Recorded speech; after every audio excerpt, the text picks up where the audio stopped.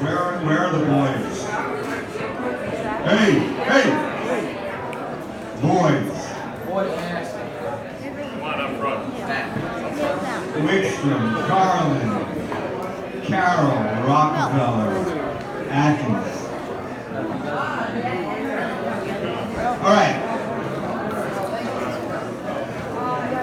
This reminds me of coaching these guys as mites. No one would shut up. We'd talk, no one would listen. I'm going to make you guys do Herbies in a second if you don't be quiet. Okay.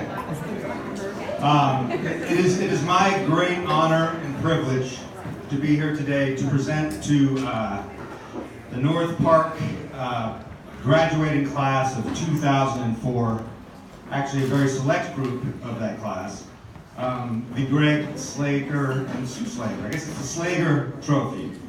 The Slager Trophy is named for Greg and Sue Slager. Sue Slager did everything. We won't dwell on that. She just did everything. And if you want to know what that is, it's kind of horrifying. You don't want to know. Greg Slager was a president of North Park. Today we actually have all the surviving North Park presidents here. It's sort of like a state funeral. And they should be sitting in the front row with their wives, sort of everybody talking and So Greg Slager was the president. Before Chris, there was John Gollin. Before John Gollin, there was Kevin Coleman. Before Kevin Coleman, there was Greg Slager. And before Greg Slager, there was Chuck Whitmer, who saved the program many years ago, and you will hear from him in a bit. But the thing about Greg Slager that is relevant to our proceedings tonight is that he created the Bantam program. He had two sons, and he wanted them to keep playing for North Park. And as we all know, we all talk our own book. Everything we do is basically self-interested. No, I'm kidding. Greg selflessly built the Bantam program. He just told me he actually built the Pee Wee program as well. So that's a lot of hockey players. That's a lot of hockey hours. And that's a lot of parents who've been through a lot. So anyway, Greg built this Bantam program, and we doubled down later. For better or worse, we turned it into two teams. There have been many conversations, debates, arguments, and some taunting from the old guard about the fact that we now have two teams.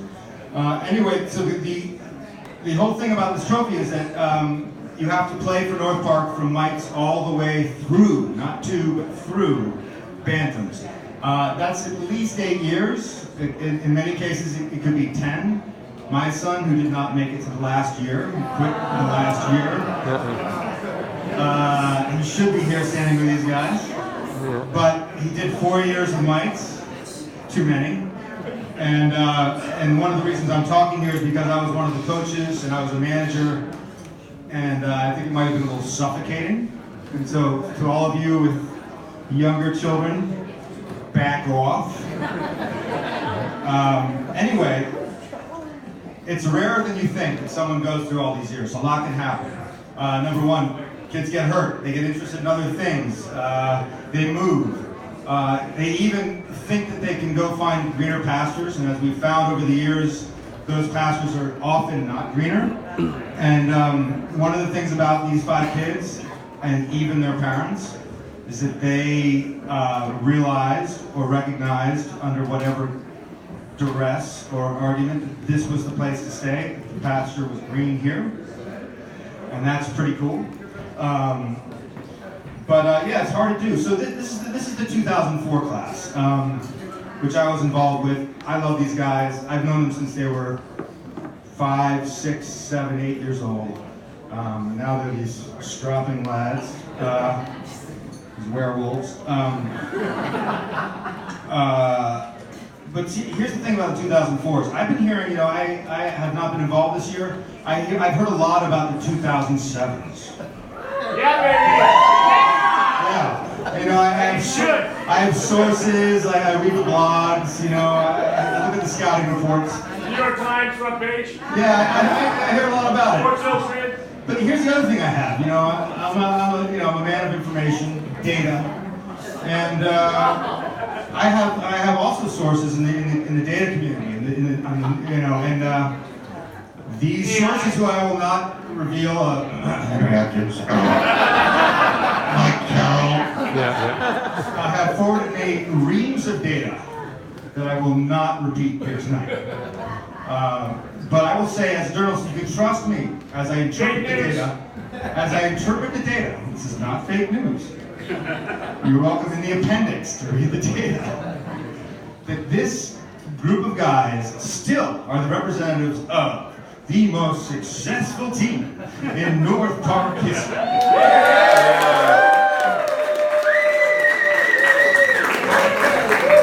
Now I'm not a results guy. It's about the process, you know.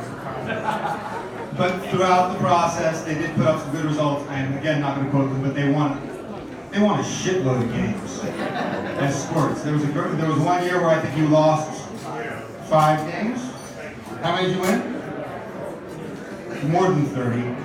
Against the toughest competition we've ever faced. You know, Sims, you're going to have to find harder teams to play.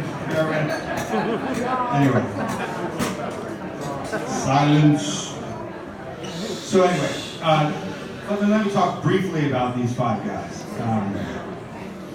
Because, again, I've known you guys, 2 little guys. And, you know, those of us who play hockey or have played hockey or did play hockey or wish we played hockey or watch hockey, we know that hockey players have a hockey personality.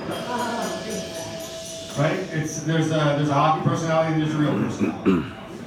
And before I knew what these guys were as personalities, I knew their hockey personalities. And often one's hockey personality dovetails with one's real personality. Sometimes it doesn't. There are people that I've played with here that I would hope that my hockey personality and my real personality do not overlap as much as They don't. They don't? Yeah. I'm not, anyway. So without further ado, I'm just going to introduce these guys before I give them the cup, and then we'll move on to the Martin Checker portion of the evening, which is the highlight of the evening. So I'm going to introduce them all alphabetically one at a time and make some remarks off the cuff, and I hope I don't say anything inappropriate. First, alphabetically and immediately to my left is Henry Atkins.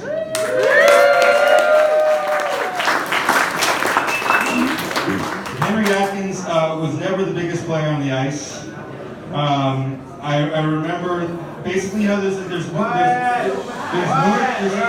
we're North Park, and then there's a thing called South Park. And in South Park, every episode, you may remember, there's like, oh my God, they killed Kenny! That little cartoon figure would get killed every episode. Henry Atkins would get killed every episode. Every game, he'd go down, a worried look across his mom's face. He'd come off the ice, and then because of our great concussion protocol, we'd stick him right back out there. And he'd go out and score and get it, you know, he puts his nose in the dirty areas, eh? He likes to get in there. He scored some big goals for us, eh? And then we get to hear his mom going, Henry! So Henry Atkins.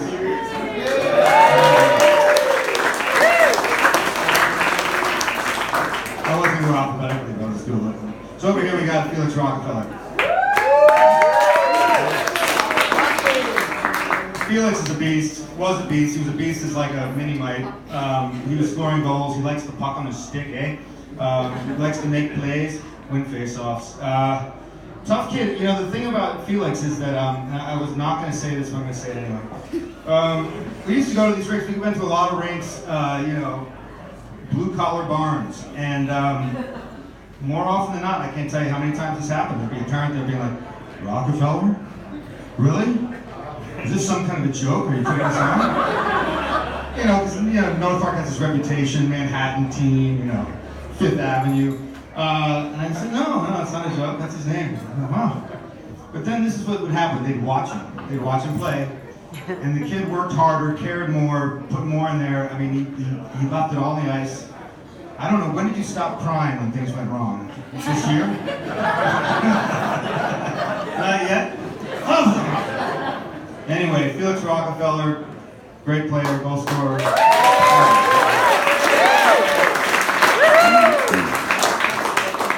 I can do this all night. Just bring the players in. Tage Wickstrom, Target. I'd say Tage has, with the possible exception, and this is for the real nerds among us, of Trevor Ryan, probably the best stride that's ever blessed a North Park player here. It must be his Swedish roots. The thing about the stride is it's a beautiful stride, you know, it's a nice thing in hockey. But the thing about Tage is he's kind of an animal. He'd come in on the forecheck on these guys, and there'd be a moment, I remember seeing it many times in a defenseman's eyes, especially in Vantage, where you're allowed to hit. He'd come in full speed, and he's the only guy who ever played full pace, like really brought the pace. He'd come in on these defensemen, and they'd realize, there'd be a moment where they'd realize as they retrieve the puck, he wasn't going to slow down. And he did that to a lot of kids, and I think there are people all over the tri-state area with Tage Wickstrom tattooed, sometimes even on their backs. Anyway, Tage, love you, buddy.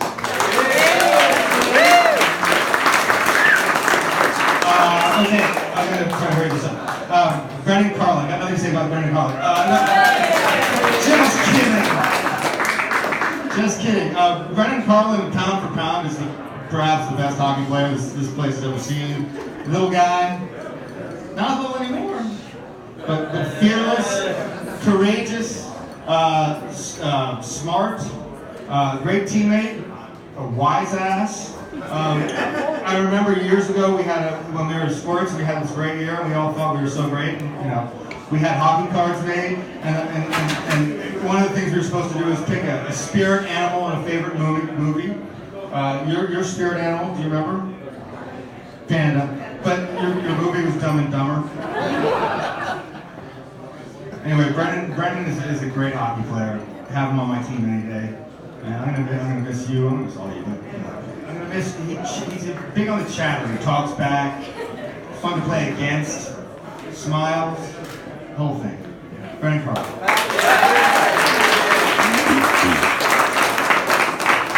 And then last but not least, Adam Carroll. Adam, do you remember your spirit animal? Adam's spirit animal is a platypus.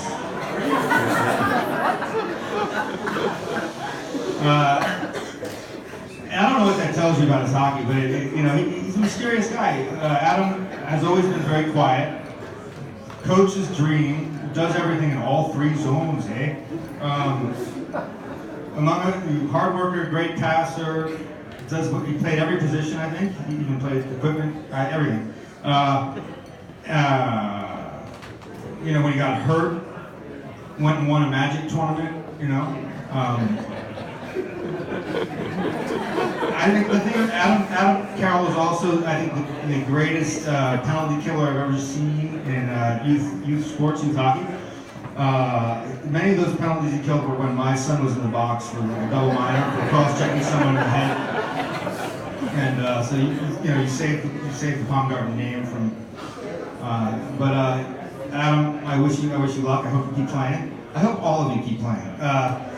It's been a privilege for me to have been a part of your lives, to have been able to be there, saying things that you don't listen to have watched you grow up from little imps into young men, and I wish you the best in your hockey careers. I will tell you this, that no matter what you do, at the end of the rainbow, the pot at the end of the rainbow is men's league.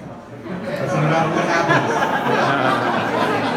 you always have men's league. And hopefully, yeah, I mean, it's the best part of hockey. You guys, it's the best part. So, congratulations, guys. I want you to hold this cup and hold it for everybody's benefit. Thanks, guys.